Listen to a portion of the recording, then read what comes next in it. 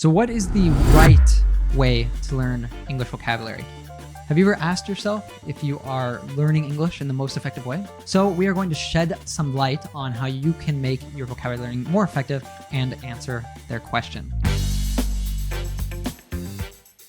Well, one of our listeners named 𝗙𝗲𝗹𝗟𝗶𝗀𝗵, sorry if I'm butchering that, shared the method that they have been using to study vocabulary and asked us for our feedback. I've been learning English for about a year. I would really appreciate it if you cleared up my confusion about my vocabulary learning method. When I want to learn a new word from 4,000 essential English words or any other source, the first thing I try to do is guess the meaning of that word from the sentence example of it.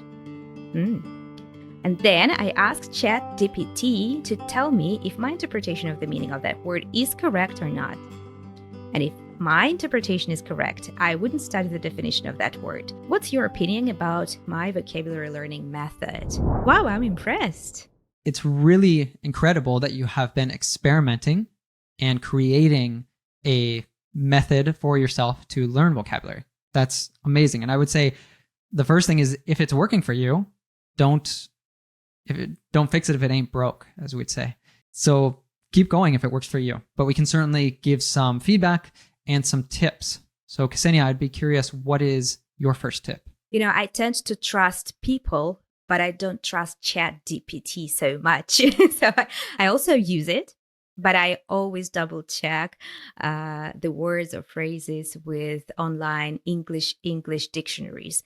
It's important also to use these mono dictionaries, right? English, because it also gives you a chance to expand your vocabulary by reading the definition in English. So what you're doing is super cool. I really admire you. But just in case, when you have that extra 10 minutes, I would just suggest you, just to double check to make sure ChatGPT wasn't playful with you. I also love using ChatGPT as a learning tool. In fact, we did a whole podcast talking all about this. For myself, when I'm listening to a podcast, say in Portuguese, and I'm on the metro, on the underground, the subway here in Barcelona, I might just open up on my phone when I hear a new word or collocation or expression and actually ask for it with the context. Because this is really great when you just look up in a dictionary, they give you the different ways that it can be used in different contexts, but you have to figure out for yourself, and sometimes that isn't so clear. So ChatGPT will already be able to interpret that for you. But I believe, as Ksenia is saying, it can be good to invest that extra time to take it a step further. There's some things, if you think about how our memory works like Velcro. So Velcro is this thing that has hooks and loops. So by adding more hooks, then that memory is going to stick better. You'll be able to remember it longer. So we can add more hooks by, like Ksenia said, looking also up in a English to English dictionary. I also took note of using Google. So Google, you can search for that word or expression and switch to the news function. And that will bring up different news articles, different recent stories that are using this word or expression. So you can see it used in different contexts, different real life contexts. So this is really amazing. Something else I would suggest along the same line, it's just switching a tab on Google, is also look at images. If it's a word, see what kind of images come up for it. Because again, our memories can be very visual, and this helps you to see, when I search for this word in English, what are the kind of things that come up. Hey guys, just a quick interruption. So we are using in this episode a lot of advanced vocabulary. And the best way to learn and internalize this vocabulary is to use our RealLife app and flashcards we are preparing for you. The flashcards are based on a spaced repetition system that enhances the vocabulary memorization. Besides that, you also get an interactive transcript, what it means. If we didn't define a word in the flashcard, you still can check the definition by clicking on the word. One great tip I will now give you is start with the Fluency Challenge. This is a short tutorial where Ethan shows you how the app actually works. I'm sure that after that you will want to see and try it out yourself.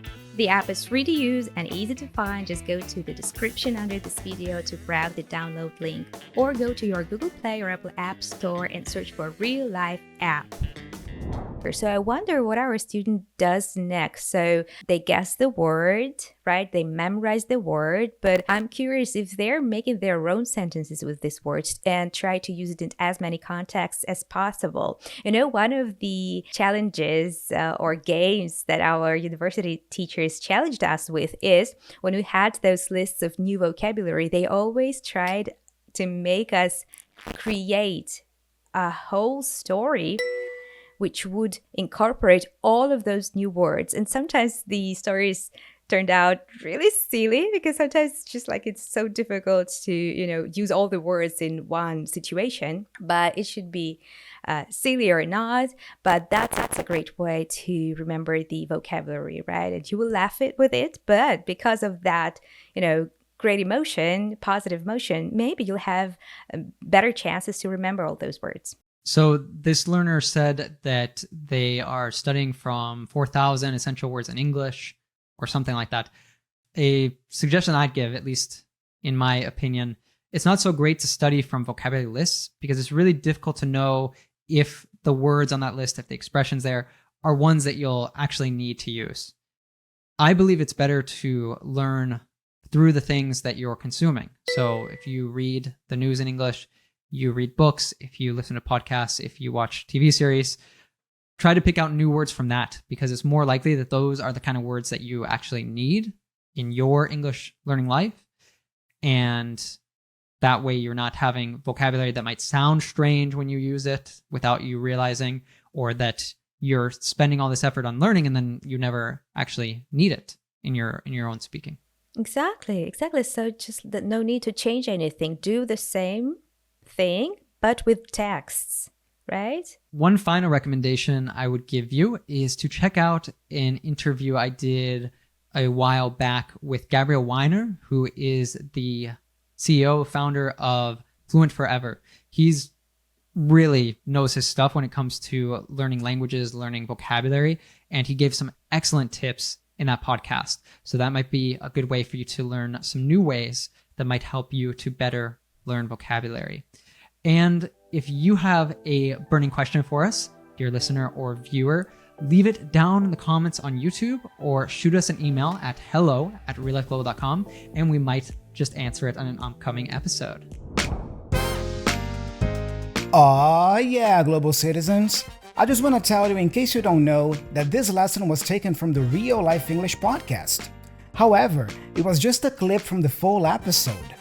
If you want to access the full lesson and learn even more with us, make sure you download the Real Life app. See you there!